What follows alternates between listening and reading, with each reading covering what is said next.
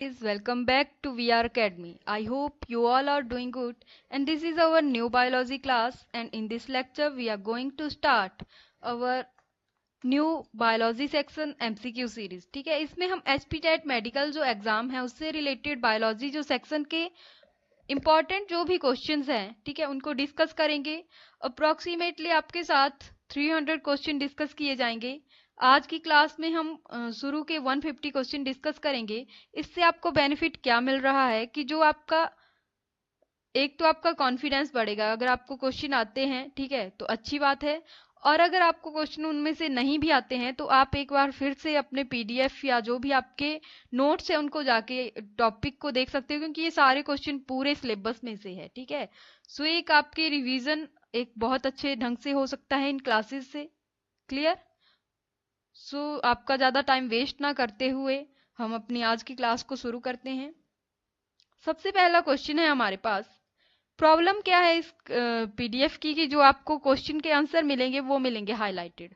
तो आप खुद को मतलब आप क्या कर सकते हो, चेक कर सकते हो कि क्या मुझे ये क्वेश्चन आता है नहीं आता है। ठीक है, सो सबसे फर्स्ट जो क्वेश्चन है वो है, steroids are biologically active organic compound है। ये कहाँ से डिराइव होते हैं जो स्टीरॉइड है वो? हार्मोन, केमिकल्स, कोलेस्ट्रॉल या कार्बोहाइड्रेट? तो जो स्टीरॉइड है वो क्या होते हैं, एक तरह के कोलेस्ट्रॉल डेरिवेटिव ही होते हैं। ठीक है, derived from the cholesterol. They are transported through the bloodstream to the cells of various target organ where they carry out the regulation of wide range of physiological function. तो steroid का relation किसके साथ है? Cholesterol के साथ होता है। अभी अगर हम बात करें, which of the following signalling molecule are used by simple nerve reflexes? So simple nerve reflexes में कौन सा जो सिग्नलिंग मॉलिक्यूल है वो हेल्प करता है? हमें पता है न्यूरोट्रांसमीटर्स, हम पढ़ चुके हैं इसके बारे में। ठीक है, ये सिग्नलिंग मॉलिक्यूल की तरह हेल्प करेगा। और नर्व रिफ्लेक्सेस जो आपका सिनेप्सिस है, ठीक है, सिनेप्टिक एंड है, वहां पर ये रिलीज होते हैं न्यूरोट्रांसमीटर्स। वैसे ही प्रोटिएजेस किस में हेल्प करते हैं? प्रोटियोजेस पेप्टाइड बॉन्ड जो है उनकी ब्रेक में हेल्प करते हैं, ब्रेकेज में। बाद में octopus belongs to which class? Class पूछी है यहाँ पर, फाइलम तो मोलस्का है लेकिन क्लास है उसकी सिफेलोपोडा। फिर इसी से रिलेटेड क्वेश्चन है कि which mollusca is known as devil fish?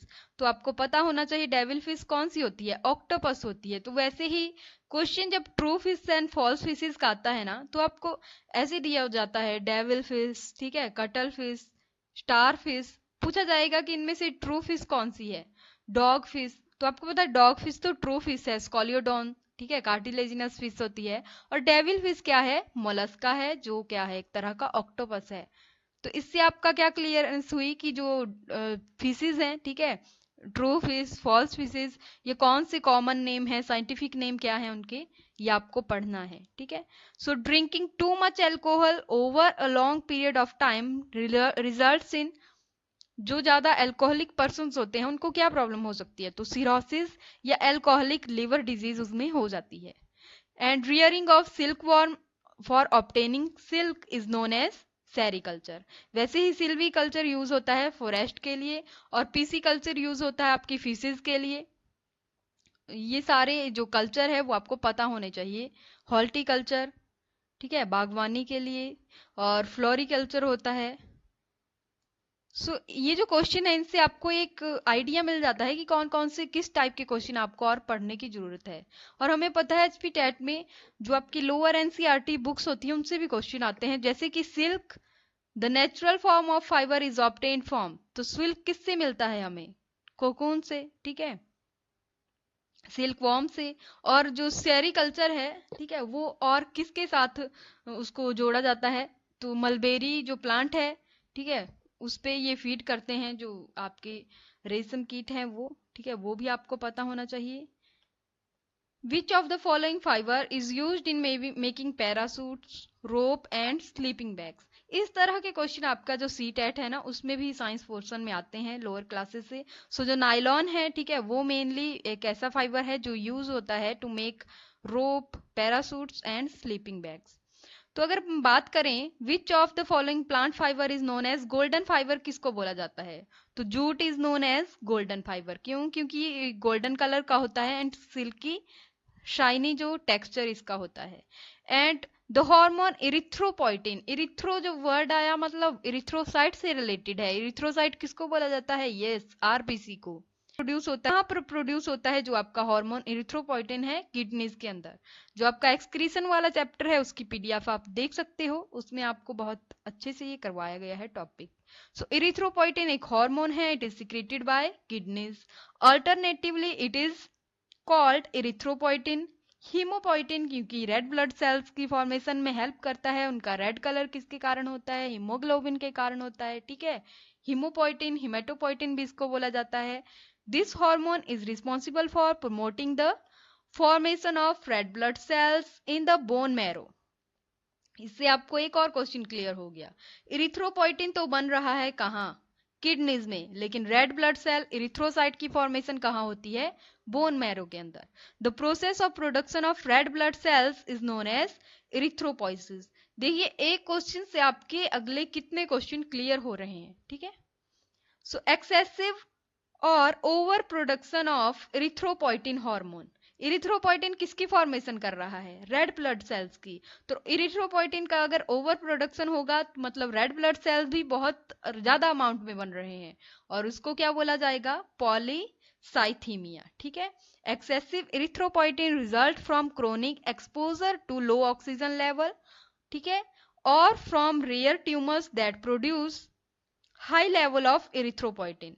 ये क्या कॉज करता है? एक ऐसी कंडीशन कॉज करता है जिसको बोला जाएगा polycythaemia and count, blood cell count. अगर आपका रेड ब्लड सेल का अमाउंट कम हो जाएगा तो उसको क्या बोला जाएगा? आपने ये चेक करना है। और इसी के साथ आपको पता होना चाहिए डब्ल्यूबीसी का जब अमाउंट बढ़ जाता है, ज्यादा अमाउंट में डब्ल्यूबीसी सिक्रीट होती है, तो आपको ब्लड कैंसर, ये ऐसी डिजीज हो जाती है, उसको क्या बोला जाता है? यस, ल्यूकेमिया, ठीक है। जो ब्लड कैंसर है उसको ल्यूकेमिया भी बोला जाता है। एक बैक्टीरियम है यर्सिनिया पेस्टिस, ठीक है। ये आपको जब डिजीज वाला चैप्टर करवाया था तब भी मैंने बताया था ये कौन सी डिजीज कॉज करता है? Yes, plague, bubonic plague. जो प्लेग है इसको यर्सिनिया पेस्टिस बैक्टीरिया कॉज करेगा, जो एक इन्फेक्शियस डिजीज होती है, ठीक है। मतलब ये स्मॉलर मैमल्स में फ्लीज होती है उनमें देखने को मिलती है, एक तरह की जूनोटिक डिजीज है, transmitted between the animals through fleas and it can transmit from animal to human, ठीक है। जो यर्सिनिया पेस्टिस है उसको फॉर्मली पहले क्या बोला जाता था?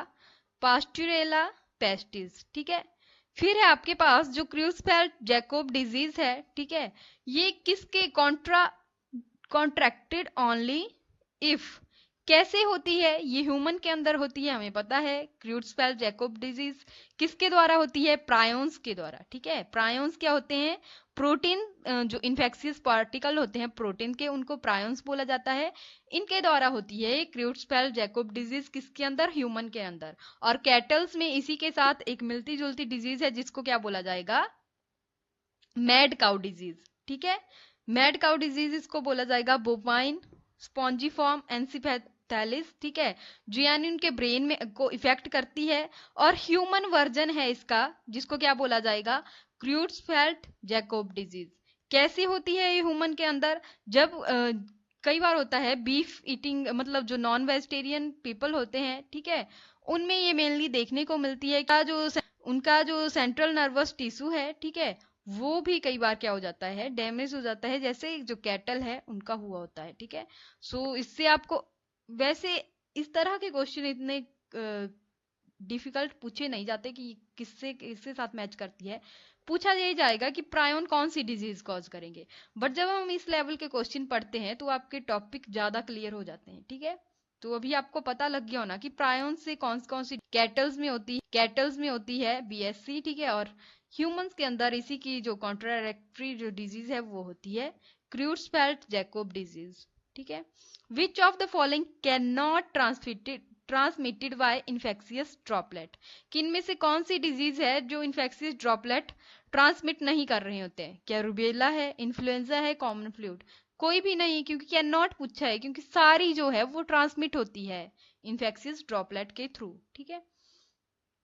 फिर अगर बोलें कि 1980 में flu pandemic also called Spanish flu is caused by, जो स्पेनिश फ्लू है 1980 में फैला था ये पैंडेमिक, फ्लू पैंडेमिक, इसको ये किसके द्वारा होता है? H1N1 इन्फ्लुएंजा ए वायरस के द्वारा, ठीक है। सार्स कोरोना वायरस तो हमें पता है क्या है, कोविड है, कोविड-19, ठीक है।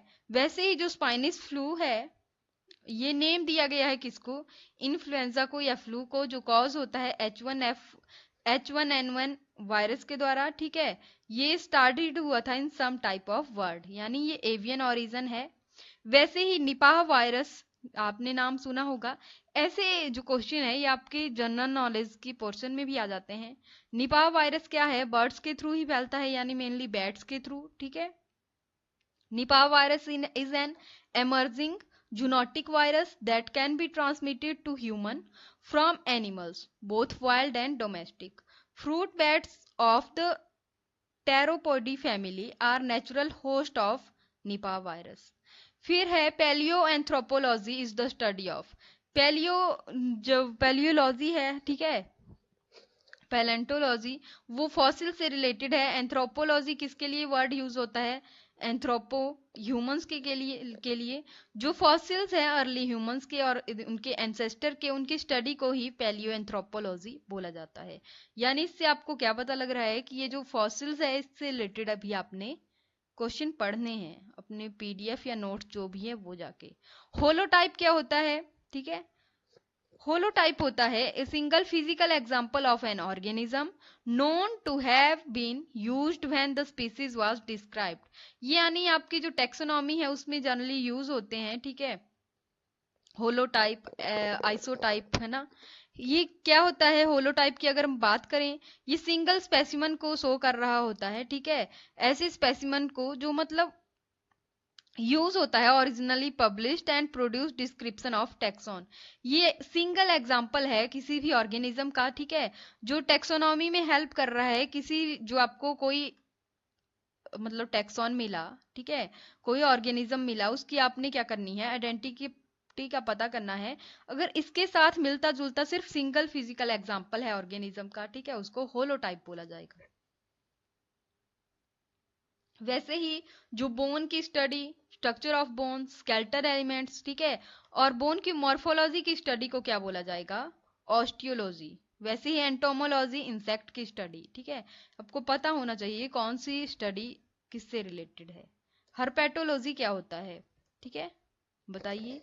उसके बाद अगर हम बात करें in which part of respiratory system gaseous exchange takes place. So gaseous exchange कौन से पार्ट में होता है?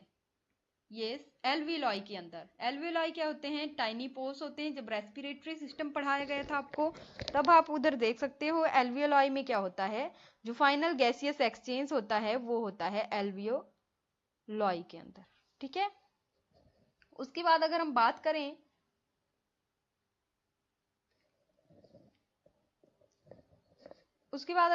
करें जो विच of the following statement is true about involuntary breathing, यानी इनवॉलंटरी ब्रीदिंग क्या होती है?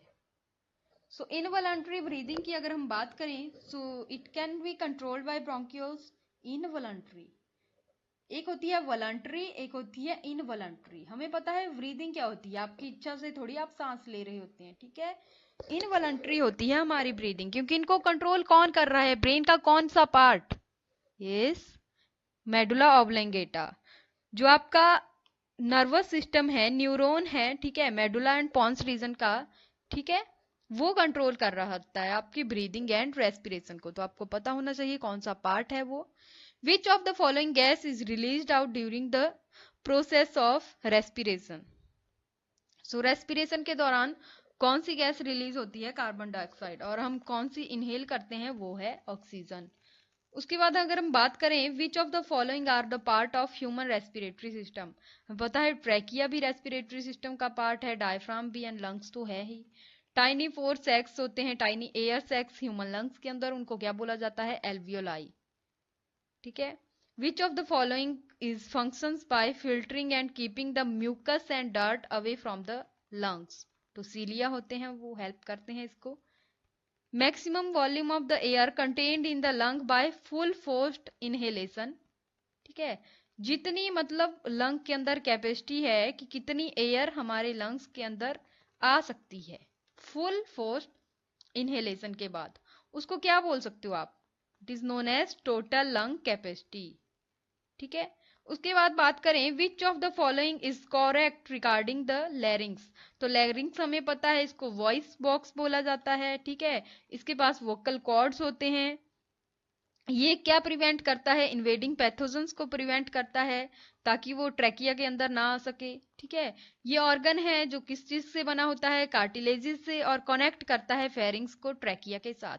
सो all the statements are true. So what is wind pipe? Wind pipe को बोला जाएगा ट्रैकिया, वैसे ही फूड पाइप को बोला जाता है ईसोफेगस। ठीक है। सो अगर हम बात करें which of the following organ function as an air conditioner, तो नेजल चैम्बर जो है उनके पास क्या होते हैं? कुछ हेयर्स होते हैं जो हेल्प करते हैं एयर कंडीशनिंग में। सो अर्थवॉर्म है, उनमें किस टाइप का रेस्पिरेशन होता है? क्यूटेनियस, यानी स्किन के थ्रू होता है अर्थवॉर्म में respiration. Which of the following cell organism is absent in cell wall, animal cell sorry, और प्रेजेंट होते हैं प्लांट सेल के अंदर? हमें पता है प्लांट सेल में क्या होते हैं? सेल वॉल प्रेजेंट होती है, बट एनिमल सेल में होती है एब्सेंट। उसके उसके बाद अगर हम बात करें which of the following cell organelle does not contain DNA. So DNA nucleus के अंदर होता है। ठीक है। क्लोरोप्लास्ट में भी सेमी ऑटोनोमस होते हैं, क्लोरोप्लास्ट एंड माइटोकॉन्ड्रिया दोनों के पास अपना खुद का डीएनए होता है, but lysosome do not contain DNA या genetic material. Dash is a jelly like substances found floating inside the plasma membrane. हमें पता है प्लाज्मा मेम्ब्रेन के अंदर साइटोप्लाज्म होता है। सो कौन से ऑर्गेनिल को power house of the cell बोला जाता है? माइटोकॉन्ड्रिया को। Dash is the study of the cell, its type, structure, यानी सेल की स्टडी, उसके टाइप की स्टडी, स्ट्रक्चर की, फंक्शन की, और अनदर जो भी ऑर्गेनिल सेल के अंदर है उनकी स्टडी को क्या बोला जाता है? ये cell biology. Which of the following cell organelle is called suicidal bag? किसको बोला जाता है? लाइसोसोम्स को। और brain of the cell is known as nucleus. और क्लोरोप्लास्ट को क्या बोला जाता है? Kitchen of the cell. So ऐसे क्वेश्चन भी आ जाते हैं पेपर में। गोल्जी जो लाइसोसोम है इनको बोला जाता है सुसाइडल बैग। वैसे ही अगर हम बात करें which of the following cell organelle is absent in prokaryotic cell. So prokaryotic cell में न्यूक्लियस तो नहीं होता है, न्यूक्लियोइड की फॉर्म में होता है जेनेटिक मटेरियल। लाइसोसोम भी एब्सेंट होते हैं, एंडोप्लाज्मिक भी एब्सेंट पूछा गया तो ऑल ऑफ द अबव। क्योंकि प्रोकैरियोटिक सेल में हमें पता है प्रिमिटिव टाइप की सेल होती है, ना ही न्यूक्लियर मेम्ब्रेन होगी। मेम्ब्रेन बाउंड सेल ऑर्गेनिल भी एब्सेंट होते हैं, जैसे आपका ईआर एंडोप्लाज्मिक रेटिकुलम हुआ, लाइसोसोम हुआ, माइटोकॉन्ड्रिया हुआ, और जो भी अनदर मेम्ब्रेन बाउंड ऑर्गेनिल्स है वो सारे एब्सेंट होते हैं प्रोकैरियोट्स के अंदर। क्या प्रोकैरियोट्स में राइबोसोम प्रेजेंट होते हैं या एब्सेंट? ये 70s टाइप राइबोसोम प्रेजेंट होते हैं। फिर अगर हम बात करें, हमारा नेक्स्ट क्वेश्चन है which of the following cell organism is involve in the storage of food and another nutrients required for the cells to survive. So storage of food में या कोई भी न्यूट्रिएंट की स्टोरेज में कौन सा जो सेल ऑर्गेनिल है वो हेल्प करता है? वैक्यूल। और वैक्यूल में कौन सी लेयर होती है? मेम्ब्रेन कौन सी होती है उसकी? टोनोप्लास्ट। ठीक है।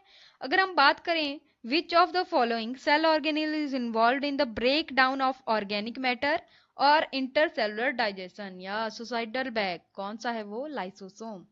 यही हेल्प करता है जो भी ऑर्गेनिक मैटर है उनकी ब्रेकडाउन में, और इंट्रासेलुलर जो डाइजेशन में उसमें हेल्प करता है ये।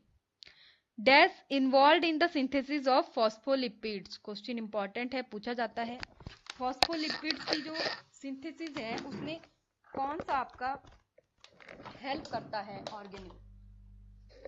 Phospho phospho phospho phospho phospholipid की सिंथेसिस में हेल्प करता है आपका